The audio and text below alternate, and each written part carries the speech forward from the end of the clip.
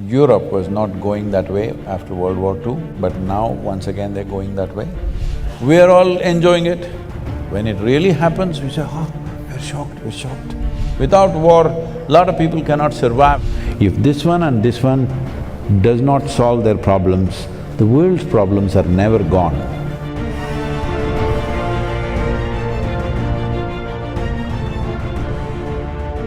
What I consider perhaps even symbolically, like a symbolic message that one of the most fertile, perhaps the most fertile soil on the earth is now in a country which is now in war, in Ukraine. What perhaps, what can we say about that? Or is it, based on my information, like the extremely fertile soil in Ukraine is up to 4 meters, the black soil, the most fertile soil on the earth. So how do we, what do we do? See, the thing is this, when nations across the world, almost without exception, fortunately, Europe was not going that way after World War II, but now once again they're going that way. Almost every nation has invested enormous amount of money in building and stockpiling arms, armaments, bombs, missiles, smart bombs. I don't know how a bomb can be smart, it's the dumbest thing to do. It is the dumbest thing to do.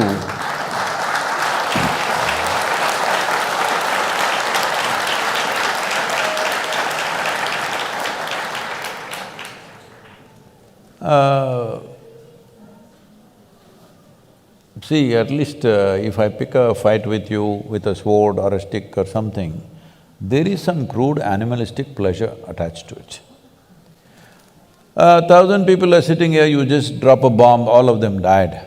I don't know what is smart about that. I cannot understand this. But they are talking about smart bombs, where they're saying from 2 miles in the sky, they can drop the bomb into your house through the window. They're very proud of this. So this is not one nation, across the world, all right? So all of us as people, were we all thinking, all these bombs are being kept for entertainment, for display, or it's artwork, what did you think? One day it will be used. Yes or no? It has to be used somewhere. The question is on whom? The question is not whether it will be used or not. The question is just where and on whom, isn't it? So when it is piling up, we are all okay with it. In every movie, there is no movie without a bomb or at least a smashed face. We are all enjoying it. When it really happens, we say, oh, we're shocked, we're shocked. It doesn't work like that, life. This is why I'm telling you about the soil. Will you grieve after the disaster, or will you be that generation will turn the disaster around? This is all the choice we have, because this is our time on the planet. How we do our life is our life, isn't it? So, wars are almost inevitable because economies are built on war. Without war, a lot of people cannot survive. The largest industry on the planet is arms and armaments. How will you not use it? If I am making guns and bullets and I sell it to you and you don't shoot a single bullet, I'm disappointed with you. Hello? This happened, I was at the World Economic Forum. At that time, the Sudanese war was going on, terrible war. Over 2,600,000 people died, out of which 50% were children below 6 years of age. Can you beat it? 130,000 children die in one war. So, at that time, some, movie stars and others are going there and carrying one, an African child is always a trophy. You carry this child and take photo ops and all this is happening. And they showed a video where all these militants or soldiers or whatever you want to call them, they're just going in these pickup trucks, simply shooting at the sky, okay? I said, see, these guys, if I have a fight with you, at least I need to shoot you. If I'm shooting the sky, that means I have abundant supply of bullets, isn't it? Abundant supply. Otherwise I won't be shooting the clouds. If I'm fighting a war, when I shoot, I want somebody to die. Yes or no? Hello? I'm not going to shoot at the sky, but they're shooting at the sky with automatic weapons continuously.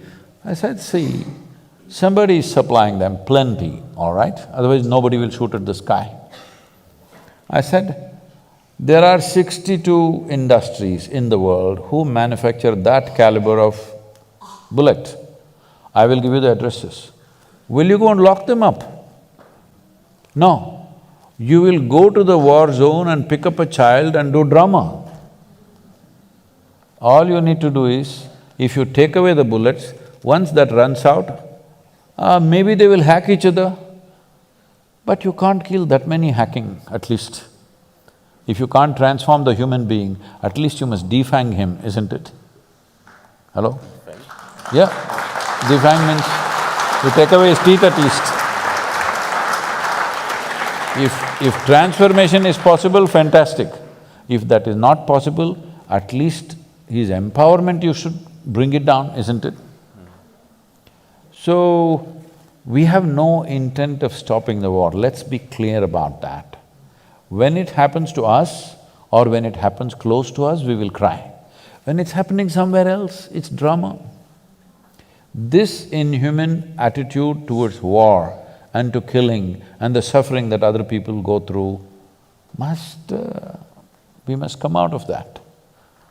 Because most evil things have happened not necessarily because of evil intentions, simply apathy. You sleep through life. Is sleeping a crime? Hello? Is sleep a crime? Hello? No, sleep is a good thing. But if you sleep through your life is a disaster.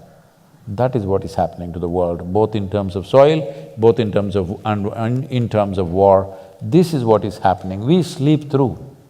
After World War II, we formed League of Nations, we made United Nations.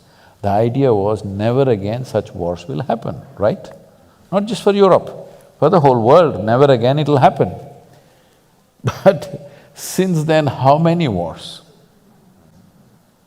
Actually, if you look at it, there's not been a single day's break on this planet after World War II without at least a battle going on somewhere.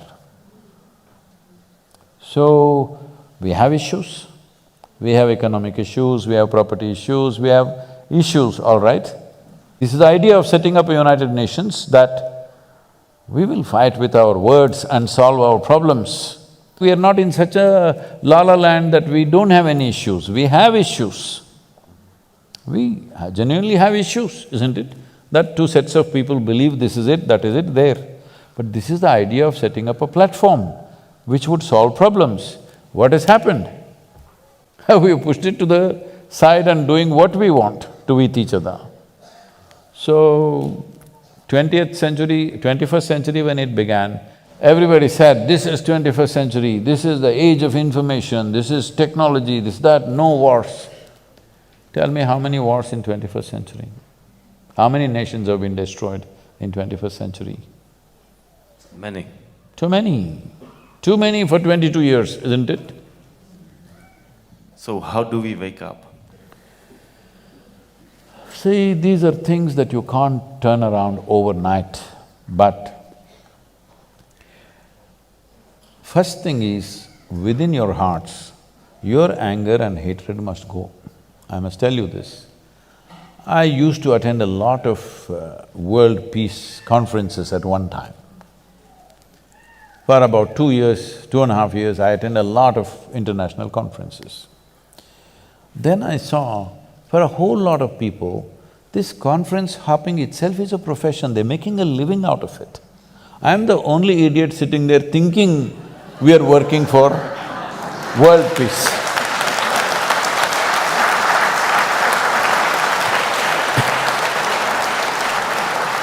So I was in a very prominent conference, 42 Nobel laureates were participating and a few heads of state and all that stuff.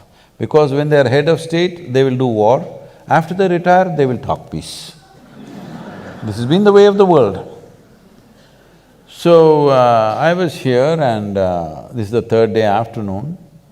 One particular Nobel laureate, it's his turn to speak, and after that I'm speaking. So he came up and there is this podium is a little exposed, a proper big podium, the wooden thing. So he went and stood behind that and he opened his file. He looked down, he never lifted up his head up. He read 42 pages. And I was sitting in the front row trying to grasp every word. I'm watching every page. 42 pages he flipped. Then I look around, the hall is absolutely peaceful. Because everybody, except the security and a few staff who are standing, everybody has fallen asleep. Then I thought, this is world peace for sure.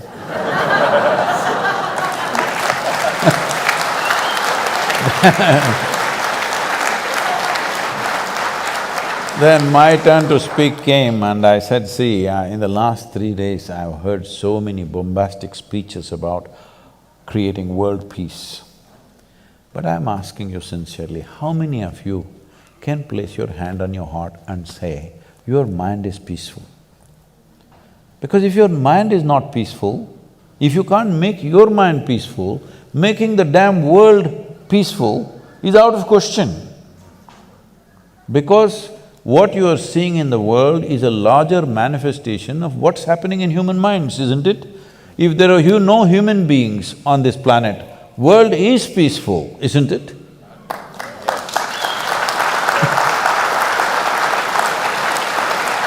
So then I inquired why in the afternoon session everybody has fallen asleep uniformly.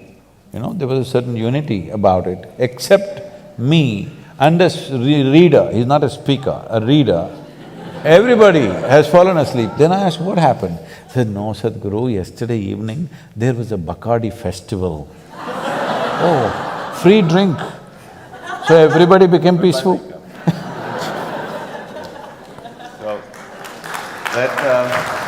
That was the last World Peace Conference I went to. So let us make the wish to make our minds peaceful globally, and I think Olga wants to… No, this is the whole thing. We can't make everybody's mind peaceful. You can make yours peaceful, I can make mine peaceful, she can make hers peaceful, this is the only way it works. This is the problem. We talk about a world, we talk about a society, we talk about a humanity. No, all these are just vocabulary. There are only human beings. If this one and this one does not solve their problems, the world's problems are never gone. It will manifest in so many ways.